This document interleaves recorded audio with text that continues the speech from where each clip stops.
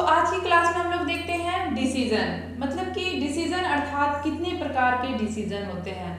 अगर हम लोग अपने जीवन में देखें तो हम लोग बहुत प्रकार के डिसीजंस लेते हैं। हर पल हर क्षण हम लोग कोई ना कोई डिसीजन लेते ही हैं, लेकिन हमें पता नहीं होता है कि हम किस प्रकार का डिसीजन लेते हैं। ठीक ना, जैसे खाने के टाइम पे हम लोग डिसीजन लेते हैं, खाना बनाते टाइम हम लोग डिसीजन लेते हैं, सब्जेक्ट का चूज करना होता है वहाँ पे हम लोग डिसीजन लेते हैं, कपड़े पहनने होते हैं वहाँ पे हम लोग डिसीजन लेते हैं।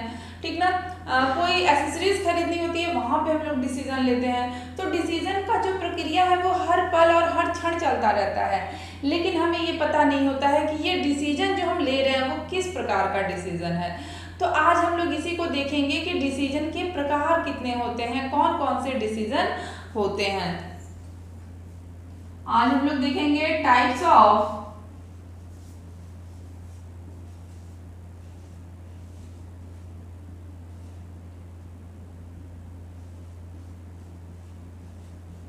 Decision, types of decision. ठीक ना, निर्णय के प्रकार, निर्णय की प्रकार। अगर हम लोग निर्णय के प्रकार को हम लोग देखते हैं तो सबसे पहले जो हम निर्णय देखते हैं वो क्या होता है। निर्णय के प्रकार को जब हम लोग देखते हैं तो कितने प्रकार के निर्णय के प्रकारों को हम देखते हैं।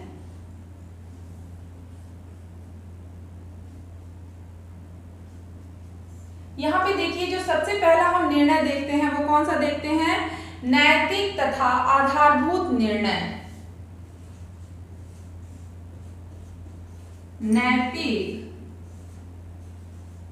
तथा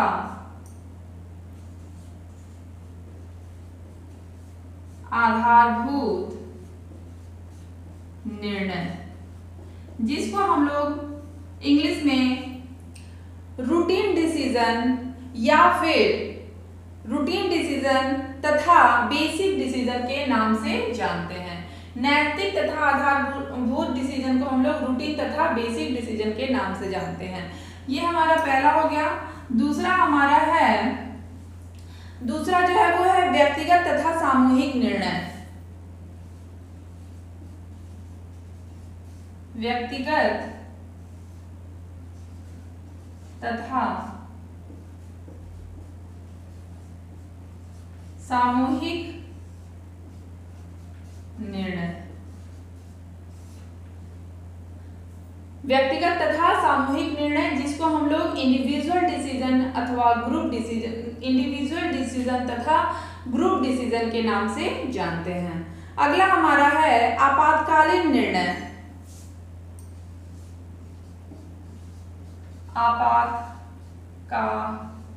आपातकालीन निर्णय। अगला हमारा है कार्यात्मक तथा अकार्यात्मक निर्णय। कार्यात्मक तथा अकार्यात्मक, कार्यक्रमात्मक तथा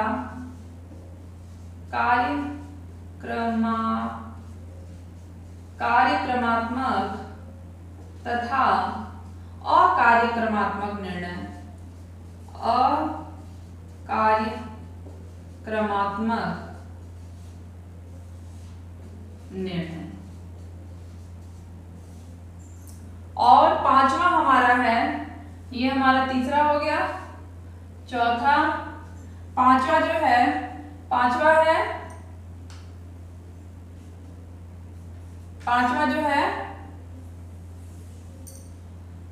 कौन सा है, पांचवा हमारा है निपुण तथा व्यू निर्णय। निपुण तथा व्यू निर्णय।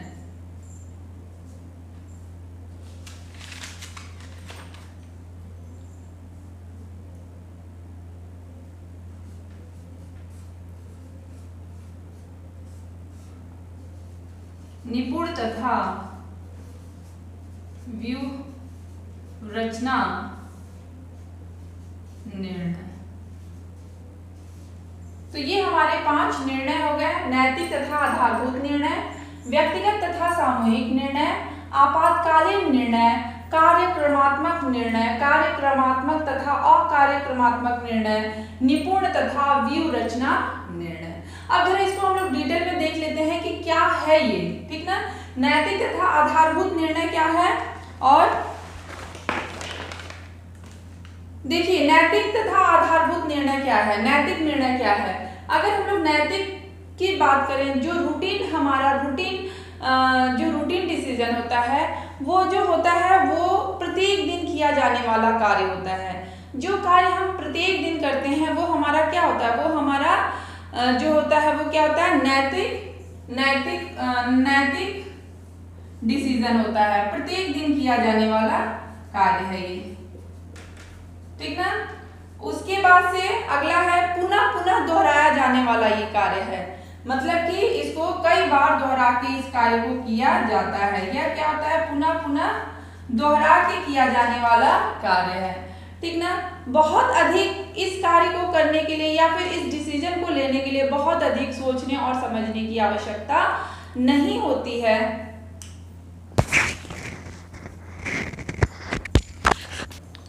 हाँ, तो इसमें बहुत अधिक सोचने और विचारने की आवश्यकता नहीं होती है, ठीक ना। इसमें निर्णयों के साथ क्रियान्वयन होता रहता है, मतलब कि हम लोग डिसीजन लेते हैं और अपना काम करते रहते हैं। और अगर हम लोग जैसे देखें तो जैसे सब्जी बनाना, चाय बनाना, कॉफ़ी बनाना, ये सारे हमारे क्या, ये सारे हमारे आदतन निर्णय हैं, नैतिक निर्णय हैं, ठीक ना। इनको हम लोग नैतिक तथा आदतन निर्णय भी कहते हैं। तो ये सारे क्या हैं, ये सारे हमारे आदतन निर्णय हैं। अच्छा आप ही सोचिए, ठीक ना, जैसे जो भी गृहिणियाँ हैं, क्या सुबह सो के उठने के बाद से आपको ये सोचना पड़ता है कि चाय बनाऊं कि नहीं बनाऊं, कॉफ़ी बनाऊं कि नहीं बनाऊं, आज का सुबह का नाश्ता मैं बनाऊं कि नहीं बनाऊं, ठीक ना। तो इसमें आप क्या करते हैं, आपकी दिनचर्या ही होती है ऐसी, मतलब कि ऐसी हमारी दिनचर्या होती है कि सुबह उठते ही हम लोग क्या करते हैं, तुरंत पहले किचन में घुसो, फटाफट लंच तैयार करो बच्चों का, चाय बनाओ। तो उसमें ये तो नहीं सोचना पड़ता है ना कि चीनी डालें कि नहीं डालें, चाय की पत्ती डालें कि नहीं डालें, ठीक ना। तो ये क्या है, ये हमारे आदत में होता है भाई, तुरंत पैन उठाओ, उसमें पानी डालो, चाय चढ़ाओ और जो भी चीज़ें डालनी है वो डालो, चाय तैयार। तो यहाँ पे हमें सोचने की ज़रूरत नहीं होती, यहाँ पे हमारे डिसीजन के साथ ही साथ हमारा कार्य भी होता रहता है, ठीक ना। तो ये हमारा क्या, ये हमारा आदतन, जिसको हम आदतन निर्णय भी कहते हैं, आदतन निर्णय भी इसको हम कहते हैं, ठीक ना। तो इसके लिए हमें सोचने की आवश्यकता नहीं होती है, इसमें चीजें अपनी आप होती जाती हैं। जैसे चाय बनाना, कॉफी बनाना, सब्जी बनाना, ठीक ना, ये सारी चीजें क्या है, ये सारी हमारी आदतन या नैतिक निर्णय है। अगला हम लोग देखते हैं आधारभूत निर्णय, ठीक ना। क्या देखेंगे हम लोग, आधारभूत निर्णय। आधारभूत निर्णय क्या होता है, तो देखिए आधारभूत निर्णय जो होते हैं वो अत्यंत ही महत्वपूर्ण निर्णय होते हैं। ऐसे निर्णयों को बहुत ही सोच समझकर, विचार विमर्श करके लेने की आवश्यकता होती है, ठीक ना। और ये निर्णय हमारे दीर्घकालीन, ठीक ना, जो ऐसे निर्णय होते हैं वो हमारे दीर्घकालीन होते हैं, लंबे समय के लिए ऐसे निर्णय होते हैं। और जो जितने भी जटिल कार्यों को करने हेतु ऐसे निर्णय लिए जाते हैं। जैसे अगर हम लोग जैसे देखें तो मकान बनवाना, भूमि खरीदना, लड़की की शादी तय करने के लिए लड़के का वर का जो है वो वर को ढूंढना, तो ये सारी क्या, ये सारी हमारी क्या है, ये सारी हमारी आधारभूत निर्णय हैं, हमारी बेसिक निर्णय, बेसिक डिसीजंस हैं। जैसे मान लीजिए कि आपको एक ज़मीन खरीदनी है, ठीक ना, आपको 10 प्लॉट अलग अलग जगह पे दिखाया गया है, आपको जो है वो जो भी डीलर है उसने 10 प्लॉट अलग अलग जगह पे दिखा दिया, ठीक ना। अब आपको जो इसमें करना है, तो क्या आप इसमें से जाके किसी भी प्लॉट को खरीद लेंगे? नहीं, आप ये देखेंगे कि जो हम प्लॉट ले रहे हैं, ठीक ना, सबसे पहले आप लोग देखेंगे कि वो ज़मीन जो हम ले रहे हैं वो ज़मीन कैसी है। जहाँ हम जगह ले रहे हैं, जहाँ पे हम ज़मीन ले रहे हैं, क्या वहाँ पे सारी सुविधाएं उपलब्ध हैं? उसके आसपास सारी सुविधाएं उपलब्ध हैं? क्या वहाँ पे पानी की व्यवस्था उपलब्ध है? ठीक ना। इन सारी चीज़ों को देखने के बाद से आप ये भी देखेंगे क्या ये ज़मीन फ्रेश है कि नहीं है, ठीक ना। यहाँ पे अगर घर बनवाया जाए तो किस प्रकार का घर बनेगा तो सही लगेगा। घर यहाँ की मिट्टी कैसी है, ये सारी चीज़ें आप जांचने पड़तालने के बाद ही इस ज़मीन को आप खरीदेंगे। तो जो भी हमारे आधारभूत निर्णय होते हैं उनको काफ़ी सोच समझकर और विचार विमर्श करके लेने पड़ते हैं, क्योंकि ये हमारे दीर्घकालीन कार्यों पर डिपेंड करते हैं। अब ये जैसे हम लोग की ज़मीन खरीद गए तो अब हमारे क्या करेंगे, यहाँ पे हम घर का भी निर्माण करवाएंगे और घर का यहाँ पे क्या मजबूत घर का निर्माण करवाएंगे, फिर हम यहाँ पे अपने जो भी मतलब रहने का कार्य है उन सारी चीज़ों को भी हम लोग करेंगे। तो क्या ये 1-2 साल में होने वाले कार्य हैं? जी नहीं, एक मध्यम वर्ग परिवार को इस कार्य को करने में एक लंबा समय लग जाता है, ठीक ना। दूसरी बात, अगर हम लोग ये बात करें कि अगर किसी लड़की के लिए, अगर एक पिता को अपनी बेटी के लिए वर ढूंढना हो तो ऐसा नहीं होता है कि तुरंत से सब हो जाता है। वर ढूंढने में एक लंबा समय लगता है, उसके बाद से उसकी भी जांच पड़ताल करनी होती है, क्या जो चीज़ें उसने बताई वो सही है कि नहीं, ठीक ना। इन सारी चीज़ों को करने में, क्योंकि आगे जो बिटिया है उसकी पूरी भविष्य उस लड़के के साथ डिपेंड करती है। तो ये जो है सारे जो है दीर्घकालीन निर्णय होते हैं और इनको बहुत ही सोच समझकर लेना पड़ता है। तो ये तो आप लोग का कॉन्सेप्ट क्लियर हो गया होगा। नैतिक तथा आधारभूत निर्णय। नैतिक निर्णय कौन से होते हैं? वो निर्णय जो हमारे आदतों में शुमार है जिनका, जैसे कॉफ़ी बनाना, चाय बनाना, सब्जी बनाना, ठीक ना। ये हमारे आदत की तरह है, इसको हम करते रहते हैं और डिसीजन लेते रहते हैं। आधारभूत निर्णय बहुत ही सोच समझकर लेने पड़ते हैं, ये दीर्घकालीन निर्णय होते हैं और जो होते हैं ये जटिल कार्यों से संबंधित होते हैं। तो इन निर्णयों को बहुत ही सोच समझकर लेना पड़ता है। इसमें हम लोगों ने एग्जाम्पल देखा, सब्जी बनाना, चाय बनाना, कॉफ़ी बनाना। इसमें हम लोगों ने एग्जाम्पल देखा गृह निर्माण और भूमि खरीदना, लड़की के लिए वर ढूंढना, ये सारे जो होते हैं वो हमारे आधारभूत निर्णय में आते हैं। अगला जो है हमारा वो क्या है, वो हमारा है व्यक्तिगत तथा सामूहिक निर्णय। देखिए व्यक्तिगत निर्णय क्या होते हैं। अगर हम लोग व्यक्तिगत निर्णय की बात करें तो जो व्यक्तिगत निर्णय होते हैं इनको हम एकांकी निर्णय भी कहते हैं। जो व्यक्तिगत निर्णय होते हैं, ठीक ना, जो भी व्यक्तिगत निर्णय होते हैं, यहाँ पे हम लिख रहे हैं, जो व्यक्तिगत निर्णय होते हैं उनको हम क्या कहते हैं? एकांकी। इनको हम एकांकी निर्णय भी कहते हैं। और इसमें एक ही व्यक्ति निर्णय करता होता है। व्यक्तिगत निर्णय में स्वयं व्यक्ति ही निर्णय करता होता है और सिर्फ एक व्यक्ति ही निर्णय करता होता है। व्यक्तिगत जीवन में व्यक्ति स्वयं ही निर्णय लेता है, जैसे कितने बजे सोकर उठना है, कौन सी ड्रेस पहननी है, कौन सी पुस्तक पढ़नी है, मुझे क्या खाना है। ये सारे व्यक्तिगत निर्णय हैं। आगे हम लोग बात करते हैं सामूहिक निर्णय की। हम लोग जब सामूहिक निर्णय को देखते हैं तो सामूहिक निर्णय क्या है? सामूहिक निर्णय जो है एक समूह के द्वारा लिया जाता है, ठीक ना। इसे संगठनात्मक निर्णय भी कहते हैं। इसे क्या कहते हैं? इसे संगठनात्मक निर्णय भी कहते हैं। इसको क्या कहते हैं? संगठनात्मक निर्णय भी कहते हैं। इसको संगठनात्मक निर्णय कहते हैं। साथ ही साथ परिवार के सभी सदस्य के द्वारा विचार विमर्श करके इस निर्णय को लिया जाता है। अगर इसका हम लोग एग्जाम्पल देखें तो हम देखते हैं कि इसके एग्जाम्पल में क्या है।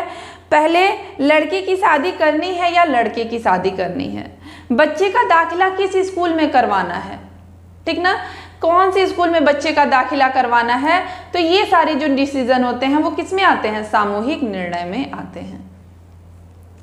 देखिए अगर हम लोग एक नॉर्मल एग्जांपल की बात करें तो जैसे मान लीजिए कि अगर हमें ड्रेस चूज़ करनी है कहीं जाने के लिए, तो हम अपने पसंद का डिसीजन लेते हैं कि हमें कौन सी ड्रेस पहननी है।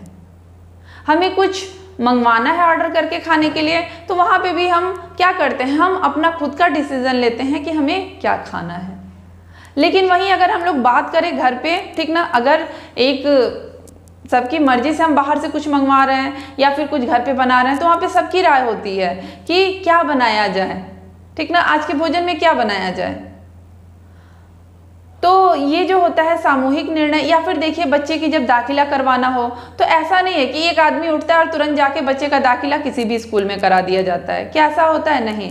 अगर हम लोग मतलब कि परिवार के सारे सदस्य घर पे हैं तो लगभग सबसे पूछ के और जांच पड़ताल करने के बाद से ही बच्चे का दाखिला उस स्कूल में करवाया जाता है कि क्या ये स्कूल सही है, क्या इसका रिजल्ट, इसका परफॉर्मेंस सही है, यहाँ पे बच्चे को डालना ठीक है।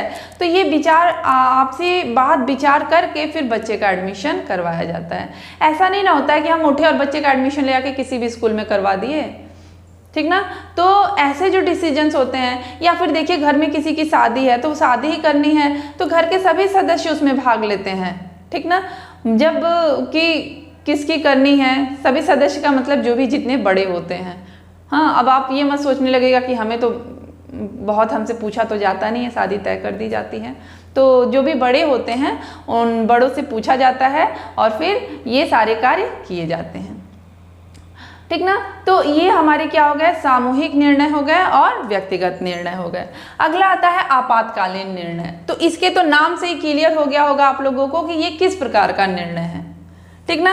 आपातकालीन निर्णय, आपातकालीन निर्णय वो निर्णय होते हैं जो अचानक से हो जाते हैं। अचानक से कुछ हो गया और वहां पे हमें तुरंत डिसीजन लेना होता है कि इसके आगे हम क्या करें, ठीक ना। जैसे मान लीजिए कि कोई व्यक्ति है, ठीक ना, अचानक उसको हार्ट अटैक आ गया तो वहां पर तुरंत हमें डिसीजन लेना होता है कि किस हॉस्पिटल में हम लेके जाएं। या फिर घर में कोई एक्सीडेंट हो गया या फिर कोई आग वाग लग गया, ठीक ना, या तो यहाँ पे भी हमें तुरंत डिसीजन लेना होता है और तुरंत जो भी कार्य करना होता है वो हम करते हैं। तो या फिर किसी की तबीयत खराब हो गई तो वहाँ पे भी तुरंत डिसीजन लेके कार्य को करना होता है। वहाँ पे कोई प्रोग्राम्ड नहीं रहता है कि नहीं इनका तबीयत खराब होगा तो इसी हॉस्पिटल में हम लेके जाएंगे, ऐसा नहीं होता।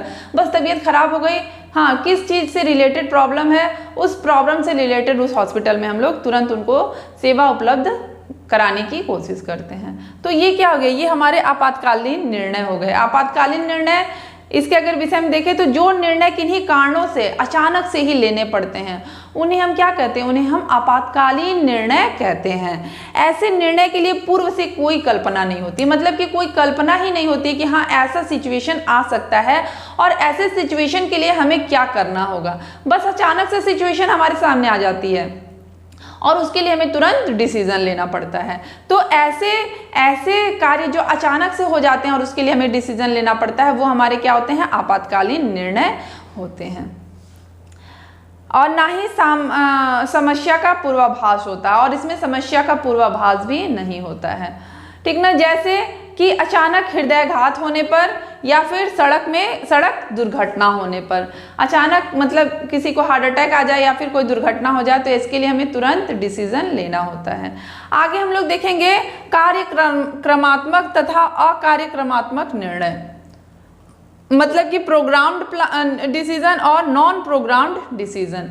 अगर हम लोग प्रोग्राम्ड डिसीजन की बात करें तो प्रोग्राम्ड डिसीजन क्या होते हैं, ऐसे डिसीजंस, ऐसे निर्णय जिसके लिए हम पहले से पूरी तैयारी कर लेते हैं और फिर वो ऐसे डिसीजंस लेते हैं, ठीक ना। जैसे इस निर्णय हेतु निश्चित एवं सुव्यवस्थित प्रणाली निर्धारित की जाती है, ये पुनरावृत्ति प्रवृत्ति के होते हैं। ऐसे डिसीजन जो होते हैं वो पुनरावृत्ति प्रवृत्ति के होते हैं और समय समय पर संशोधन तथा परिवर्तन भी किया जाता है।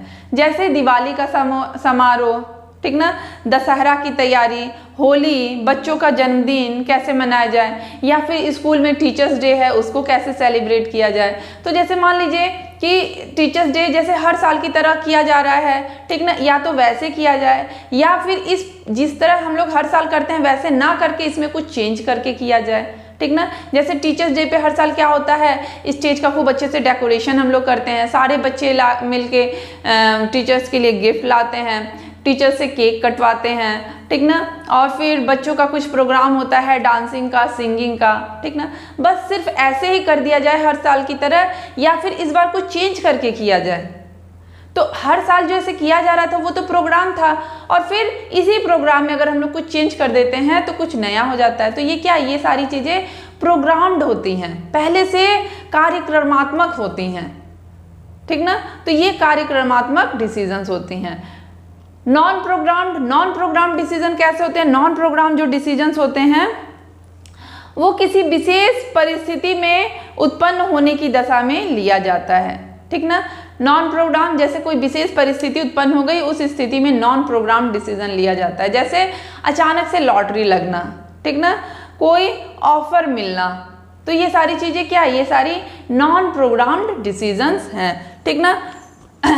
इसमें ये सारी चीजें प्रोग्राम्ड होती हैं पहले से, ये सारी चीजें पहले से क्या होती हैं? प्रोग्राम्ड होती हैं, और ये सारी चीजें पहले से प्रोग्राम्ड नहीं होती हैं, ठीक ना। इसका एग्जाम्पल है जैसे दशहरा की तैयारी, दिवाली की तैयारी, ठीक ना, टीचर्स डे की तैयारी। और नॉन प्रोग्राम जैसे अचानक से लॉटरी लग जाना, ठीक ना, या फिर अचानक कोई ऑफर मिल जाना, ये सारी नॉन प्रोग्राम डिसीजंस हैं। आगे हमारा बचा कौन सा? एक और बचा है निपुण तथा व्यू रचना निर्णय। निपुण तथा व्यू रचना निर्णय क्या होता है? इसे हम टैक्टिकल एंड स्ट्रेटेजिक डिसीजंस भी कहते हैं। जो सरलता से पूर्व अनुभव के आधार पर लिया जाता है उसे हम क्या कहते हैं? उसे हम निपुण तथा व्यू रचना निर्णय कहते हैं। जो सरलता से पूर्व अनुभव के आधार पर लिया जाता है और साथ ही साथ प्रतियोगी संस्था द्वारा दूसरी संस्था को मात देने के लिए ऐसे डिसीजंस लिए जाते हैं। जैसे मान लीजिए कि अभी तो देखिए तो बहुत सारी प्रतियोगी संस्थाएं क्या हो गई हैं, हमारे आसपास ओपन हो गई हैं, खुल गई हैं, बहुत सारी प्रतियोगी संस्थाएं खुल गई हैं, और हर प्रतियोगी संस्था का एक दूसरे से कंपटीशन रहता है कि मेरा रिजल्ट, मेरे बच्चों का रिजल्ट इस संस्था से अच्छा है, अगर अच्छा आएगा तो मेरे यहाँ अधिक से अधिक बच्चों का रिजल्ट जो है वो अच्छा बनेगा और बच्चे अधिक से अधिक यहाँ पे एडमिशन लेंगे। तो ये एक व्यू रचना की तैयारी करते हैं, मतलब कि किस प्रकार से बच्चों की तैयारी कराई जाए, किस प्रकार से टाइम पे बच्चों का टेस्ट लिया जाए, ठीक ना।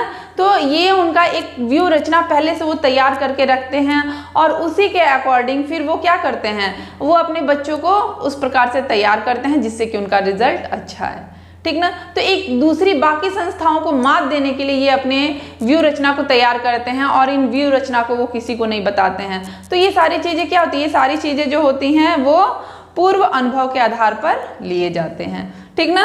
तो ये हमारा हो गया, आप लोग अच्छे से समझ गए होंगे नैतिक तथा आधारभूत निर्णय, ठीक ना। सबसे पहले हम लोग निर्णय के प्रकार को देखें तो नैतिक तथा आधारभूत निर्णय है, फिर व्यक्तिगत तथा सामूहिक निर्णय है, आपातकालीन निर्णय है, कार्यक्रमात्मक तथा अकार्यक्रमात्मक निर्णय है, और निपुण तथा व्यू रचना डिसीजंस हैं। नैतिक, जिसे हम आदतन निर्णय भी कहते हैं, आदतन निर्णय वे निर्णय होते हैं जिनके लिए हमें बहुत सोचना विचारना नहीं होता है और ऐसे निर्णय पुनः पुनः दोहराए जाने वाले होते हैं।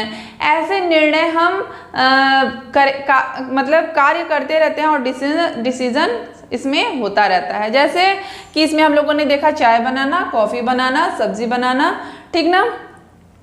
आधारभूत निर्णय जो होते हैं ये निर्णय बहुत ही सोच समझ के लिए जाते हैं और ये निर्णय जो होते हैं वो दीर्घकालीन होते हैं, ये जटिल कार्यों पर डिपेंडेंट होते हैं और साथ ही साथ ऐसे निर्णय जो होते हैं वो क्या होते हैं, ये वो दीर्घकालीन होने के लिए होते हैं जिससे कि हमें बहुत सोच समझ कर ऐसे डिसीजंस लेने पड़ते हैं। तो जैसे मान लीजिए कि भूमि खरीदना या फिर मकान बनवाना या फिर बच्चों की शादी करना, ठीक ना। आगे हम लोगों ने देखा व्यक्तिगत निर्णय। व्यक्तिगत निर्णय इंडिविजुअल डिसीजंस वो डिसीजंस होते हैं जिनको व्यक्ति स्वयं लेता है, ठीक ना। और समूह निर्णय वो होते हैं जिनको एक समूह के द्वारा लिया जाता है। व्यक्तिगत निर्णय को एकांकी निर्णय भी कहा जाता है और समूह निर्णय को संगठनात्मक निर्णय कहा जाता है। व्यक्तिगत निर्णय में हम लोगों ने देखा था जैसे कि ड्रेस चूज करना, अपने पसंद का भोजन मतलब क्या खाना है और या फिर क्या पढ़ना है, कब सोना है, कब उठना है, ठीक ना। ये सारे कौन सी म्यूजिक सुननी है, तो ये सारे क्या, ये सारे व्यक्तिगत डिसीजंस होते हैं। और अगर हम लोग सामूहिक डिसीजन की बात करें तो घर में किसकी शादी पहले, लड़के की शादी पहले करनी है या लड़की की शादी पहले करनी है, बच्चे का दाखिला किस स्कूल में कराना है, ठीक ना। तो ये सारे क्या होते हैं, ये सारे ग्रुप डिसीजंस होते हैं। अगला हम लोगों ने देखा था आपातकालीन निर्णय। आपातकालीन निर्णय वे निर्णय होते हैं जो अचानक से, ठीक ना, अचानक से ही निर्णय मतलब किन्हीं कारणों से अचानक से लेने पड़ते हैं, ठीक ना। और ऐसे निर्णय जो होते हैं इसका कोई पूर्वाभास नहीं होता है, जैसे कि हार्ट अटैक होना या फिर कोई सड़क दुर्घटना होना, जहाँ पे हमें तुरंत डिसीजन लेना होता है।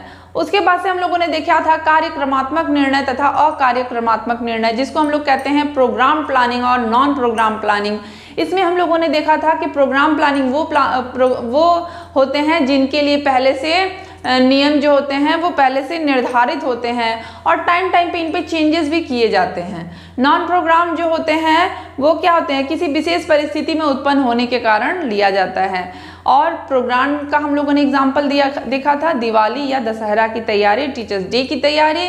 नॉन प्रोग्राम में हम लोगों ने देखा था कि कोई बड़ा ऑफर हाथ लगना, ठीक ना, या फिर कोई बड़ी लॉटरी हाथ लगना, ठीक ना। तो ये सारे क्या है, नॉन प्रोग्राम्ड है।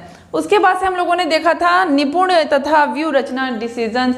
इसमें होता है क्या, इसमें ये होता है कि किसी जो सरलता से पूर्व अनुभव के आधार पर लिए जाते हैं तथा एक संस्था के द्वारा दूसरे संस्था को मात देने के लिए ऐसे निर्णय लिए जाते हैं। जैसे अगर हम लोग बुक में देखें तो बुक में दिया हुआ है देवरानी जो है वो जेठानी को मात देने के लिए ऐसे डिसीजंस लेती है, या फिर दो भाइयों की लड़ाई आपस में हो रही है तो उस कंडीशन में ऐसे डिसीजंस लिए जाते हैं, ठीक ना, या फिर अपने शत्रु को मात देने के लिए ऐसे डिसीजंस लिए जाते हैं। तो ये सारे क्या हैं, ये सारे जो है वो स्ट्रेटेजिक या निपुण व्यू रचना होते हैं। तो ये हमारा जो डिसीजन टाइप्स ऑफ डिसीजंस जो होता है वो यहीं पे समाप्त होता है, टाइप्स ऑफ डिसीजंस। अगला हम लोग जो देखेंगे हम लोग फॉलेट महोदय को देखेंगे। फॉलेट महोदय से कैसे क्वेश्चंस पूछे जाते हैं, तो इसको हम लोग भी यहाँ पे देखेंगे। आई थिंक ये सारी चीजें आप नोट्स करते जा रहे होंगे, क्योंकि अगर आप लोग इन सारी चीज़ों को नोट्स करते हुए चलते हैं तो आपको कहीं भी किसी नोट्स की ज़रूरत नहीं पड़ेगी। ये सारी चीज़ें मटेरियल जो है पर्याप्त हैं आप लोगों के लिए, आपके एग्जाम्स के लिए पर्याप्त हैं।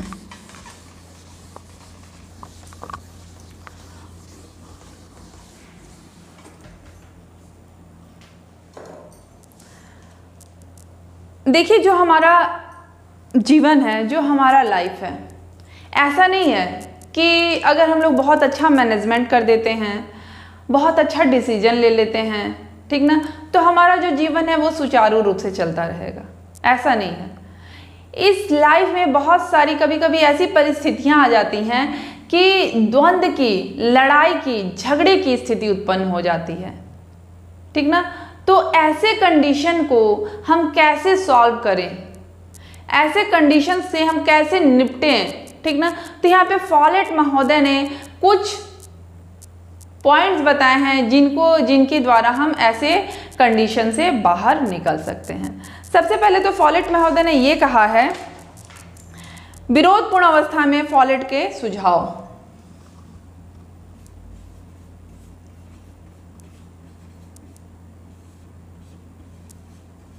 विरोधपूर्ण अवस्था में फॉलेट के सुझाव। फॉलेट महोदय क्या कहते हैं विरोधपूर्ण अवस्था से बाहर निकलने के लिए? सबसे पहले तो ये कहते हैं कि प्रबंधन की इस प्रक्रिया में लोगों के विचार, कार्यशैली में विभिन्नता के कारण आपसी या पारिवारिक द्वंद्व की स्थिति उत्पन्न हो जाती है, ठीक ना। क्योंकि देखिए, सबकी सोच एक जैसी नहीं होती है। जैसे मान लीजिए कि घर में ही कोई फंक्शन है, उस कंडीशन में घर के जो भी बड़े मुखिया हैं उनके 2 बेटे हैं, ठीक ना। तो जो 2 बेटे हैं उनके बीच वो ये कहते हैं कि नहीं आप ये वाला लॉन बुक कर लीजिए, दूसरा बेटा कहता है नहीं ये वाला लॉन बुक कर लीजिए, ठीक ना। तो दोनों की अगर बात सुनी जाए तो क्या दोनों लॉन तो हम बुक नहीं करेंगे, बुक तो किसी कोई एक ही लॉन उसमें से करना है, ठीक ना। तो अगर हम लोग किसी एक का कहा हुआ कर लेते हैं तो फिर क्या होता है, दूसरे में मतभेद हो जाता है और इस कंडीशन में ऐसी स्थिति उत्पन्न हो सकती है जो तनावपूर्ण स्थिति होती है। या फिर भूमि की बात कर लें तो अक्सर देखिए घरों में क्या होता है, अक्सर घरों में जो है वो भूमि जो एक बहुत बड़ा विवाद का कारण बनता है। तो भूमि के बंटवारे में नहीं, कोई कहता है, एक भाई कहता है नहीं मुझे वहाँ वाला ज़मीन चाहिए, कोई कहता है नहीं मुझे वहाँ वाला ज़मीन चाहिए। तो इस स्थिति में अगर किसी एक को कोई एक ज़मीन दे दिया जाए तो फिर क्या होता है, दोनों के बीच में मनमुटाव, झगड़ा या फिर द्वंद्व की स्थिति उत्पन्न हो जाती है। तो ऐसी स्थिति से कैसे निपटा जाए, ऐसी स्थितियों से निपटने के लिए ही क्या है, फॉलेट महोदय ने सुझाव दिया है। तो ऐसी स्थिति जो पैदा होती है उसका विरोध करने की आवश्यकता नहीं होती है, क्योंकि इनका विरोध अगर किया जाए तो ये चीज़ें और बढ़ जाती हैं, बल्कि उनका सामना करना चाहिए। और यहाँ सामना का अर्थ है द्वंद्व को सुलझाने हेतु ठोस कदम उठाना। कि जो भी अभी देखिए इनके अनुसार, फॉलेट महोदय के अनुसार, ठीक ना, जो भी द्वंद्व की परिस्थितियां होती हैं उनका क्या करना चाहिए, द्वंद्व की परिस्थिति, द्वंद्व की परिस्थिति क्या हुई, उत्पन्न हो गई। अब इससे हमें भागना नहीं है, इसका हमें क्या करना है, सामना करना है, ठीक ना। और सामना करने को ही क्या कहा जाता है, द्वंद्व को सुलझाने हेतु ठोस कदम उठाना। आप सामना करने का मतलब यहाँ पे द्वंद्व को सुलझाने हेतु ठोस कदम उठाना। यहाँ पे देखिए सबसे पहले जो भी पारिवारिक स्थिति आई, पारिवारिक विभिन्नताएं, सदस्यों के विचार में विभिन्नताएं, एक परिवार है जहाँ पे कई सदस्य हैं, उनके सदस्यों के विचारों में क्या है, विभिन्नताएं आ गई, ठीक ना। तो क्या हुआ, विभिन्नताओं की वजह से द्वंद्व की परिस्थिति उत्पन्न हुई। द्वंद्व की परिस्थिति अगर उत्पन्न हुई तो क्या करना है, जो भी मुखिया है वो क्या करेगा, वो इनका सामना करेगा। और सामना करने के लिए द्वंद्व को सुलझाने हेतु ठोस कदम उठाना पड़ेगा। तो द्वंद्व को सुलझाने के लिए इन्होंने जो ठोस कदम उठाए हैं वो कौन कौन से हैं, आइए उसको देखते हैं। द्वंद्व को सुलझाने के लिए इन्होंने 5 ठोस कदम उठाए हैं, ठीक ना। फॉलेट महोदय ने द्वंद्व को सुलझाने के लिए 5 ठोस कदम उठाए हैं, और वो 5 ठोस कदम क्या क्या हैं उसको हम लोग देखेंगे। फॉलेट के 5 सुझाव,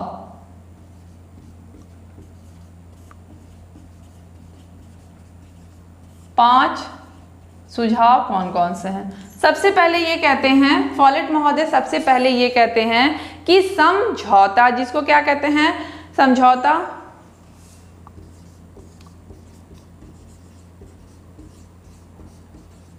समझौता, कॉम्प्रोमाइज, ठीक ना, समझौता जिसको हम लोग कॉम्प्रोमाइज भी कहते हैं। दूसरा है हमारा संघर्ष तथा एक पक्ष की विजय,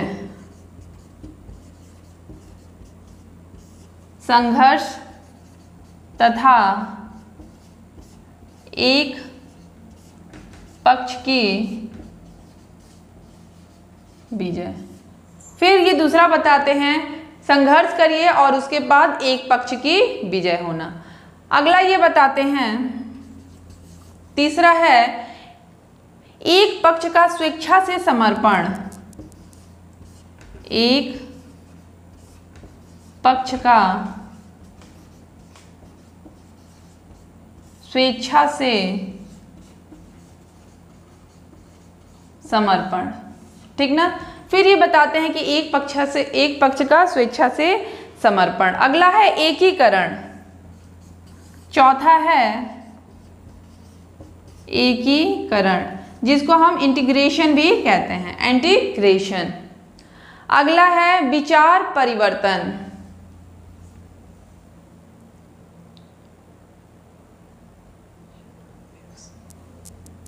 पांचवा है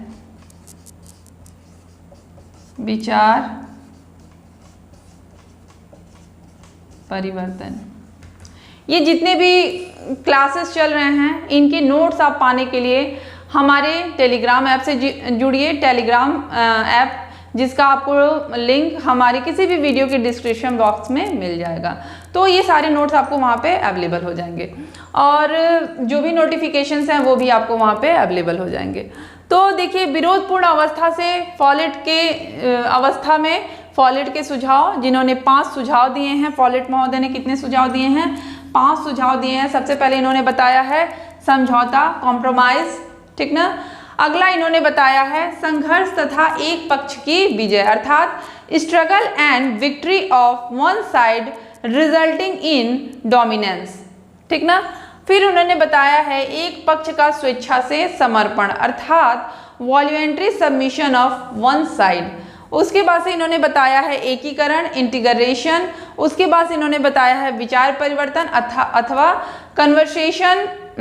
विचार परिवर्तन अर्थात conversation of views, convergence of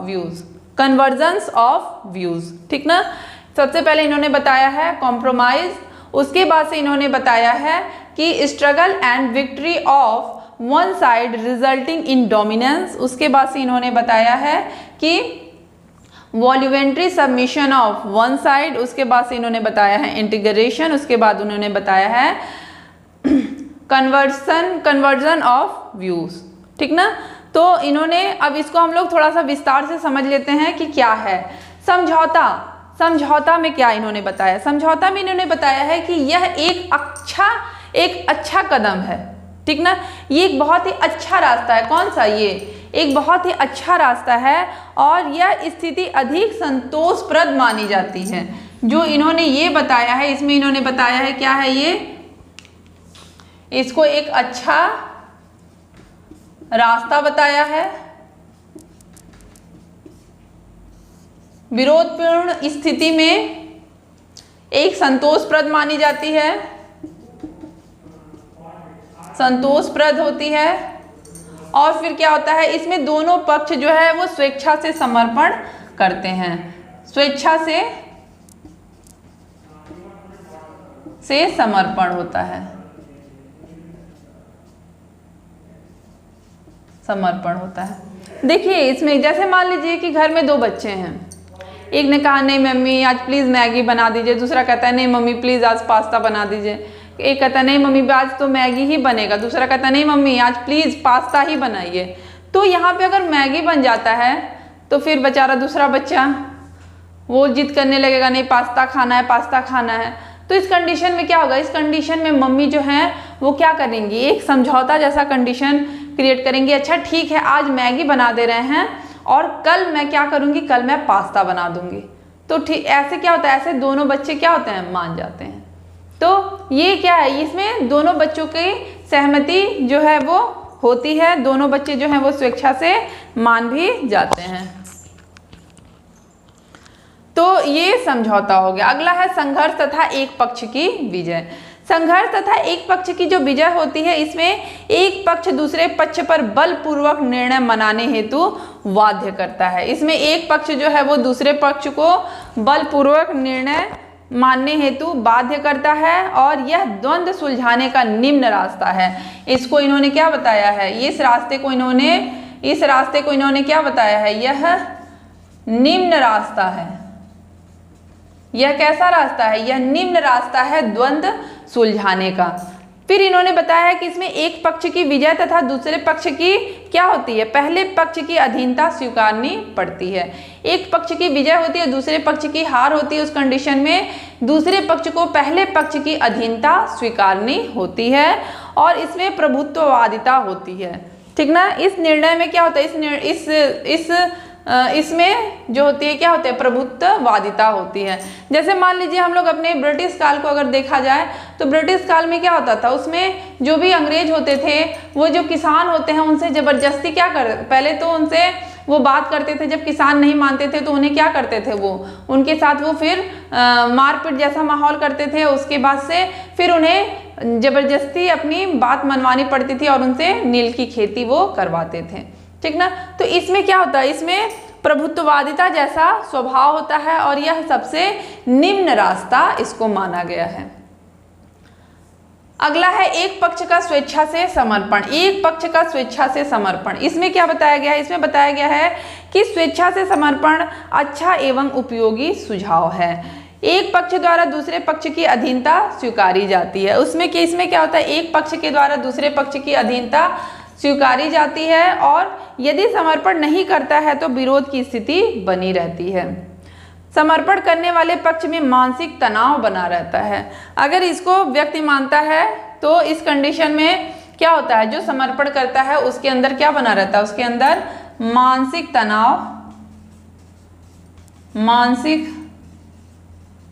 तनाव बना रहता है। जैसे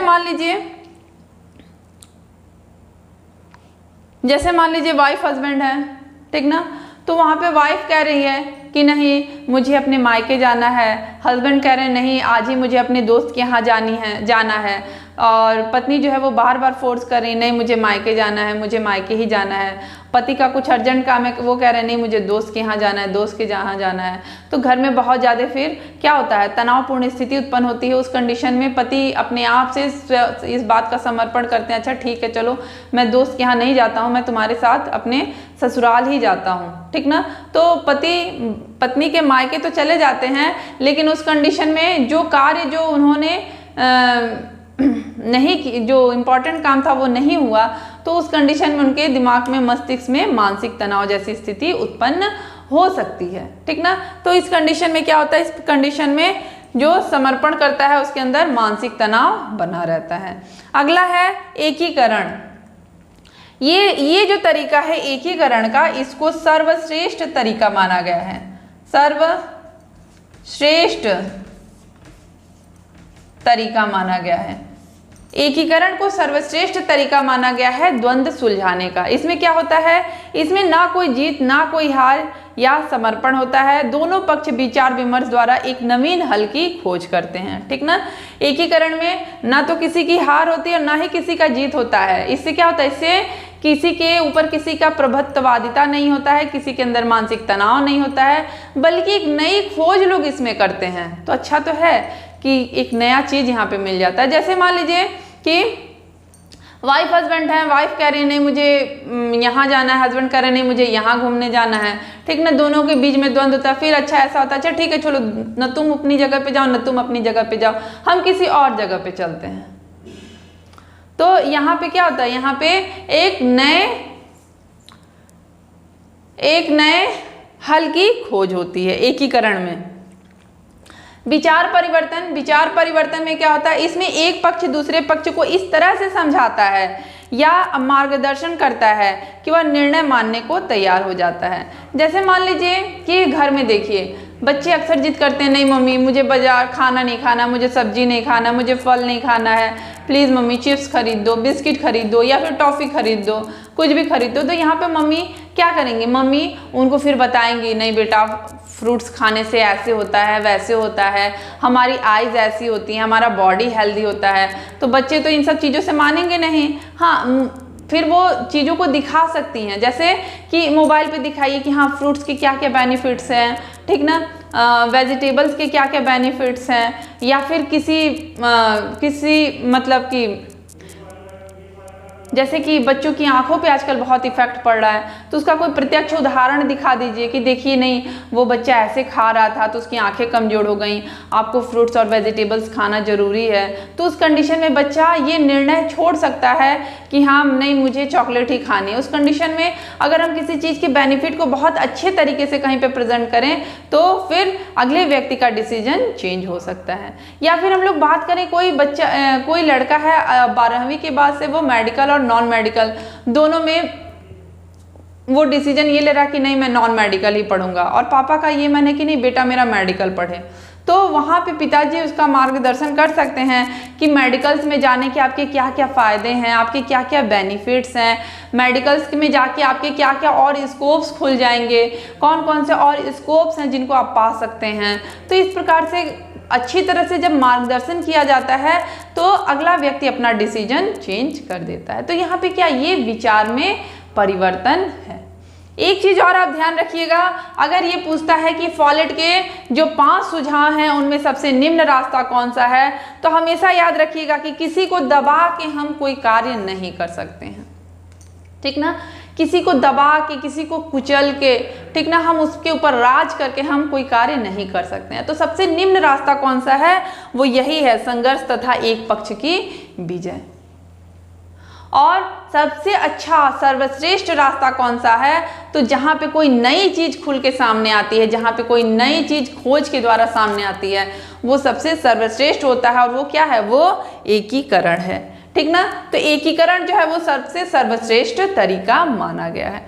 अगर विरोध की अवस्था में फॉलेट के 5 सुझावों को देखें तो सबसे पहले क्या होता है, सबसे पहले समझौता है, ये एक अच्छा रास्ता है, संतोषप्रद है, स्वेच्छा से समर्पण होता है। संघर्ष तथा एक पक्ष की विजय को अगर हम लोग देखें तो इसको निम्न रास्ता माना गया है, क्योंकि इसमें प्रभुत्ववादिता होता है। एक पक्ष का स्वेच्छा से समर्पण होना तो ये भी बहुत अच्छा नहीं होता है, क्योंकि जो व्यक्ति या फिर जो पक्ष समर्पण करता है उसके अंदर मानसिक तनाव बना रहता है, ठीक ना। जैसे मान लीजिए क्या होता है, कब कोई आया व्यक्ति,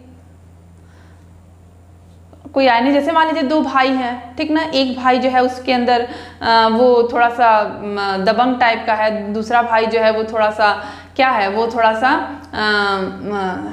मतलब कि सीधा साधा है, ठीक ना। और ज़मीन के बंटवारे से रिलेटेड है, तो जो अच्छी वाली ज़मीन है उसको क्या करता है, उसका जो दबंग टाइप का भाई है वो उसको ले लेता है। तो इस कंडीशन में जो दूसरा भाई है वो उसको दे तो देता है, लेकिन उसके अंदर एक तनाव बना रहता है, यार अच्छी चीज़ मेरे हाथ से चली गई, ठीक ना। तो ये सारी क्या है, इसको भी इसमें बहुत अच्छा इसको नहीं माना गया है, क्योंकि इसमें मानसिक तनाव बना रहता है। एकीकरण ये सर्वश्रेष्ठ तरीका है, क्योंकि कुछ चीज़ें निकल के, कुछ नई चीज़ें निकल के बाहर आ रही हैं, विचार परिवर्तन उसके बाद से। तो आज हमारा ये जो है डिसीजन मेकिंग का ये जो टॉपिक है यहीं पे समाप्त होता है। अगर इस टॉपिक से रिलेटेड कोई भी कन्फ्यूज़न है तो आप लोग यहाँ पे पूछ सकते हैं। हाँ, इसमें एक और पॉइंट है डिसीजन मेकिंग में,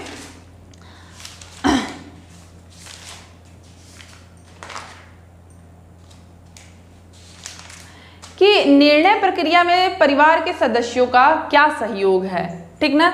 निर्णय प्रक्रिया में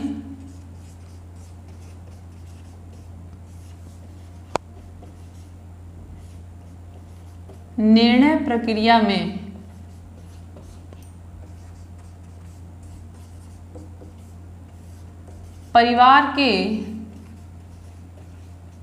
सदस्यों का सहयोग, देखिए ये एक बहुत ही अच्छा चीज़ है, एक बहुत ही अच्छी टॉपिक, एक अच्छा मतलब बिंदु है।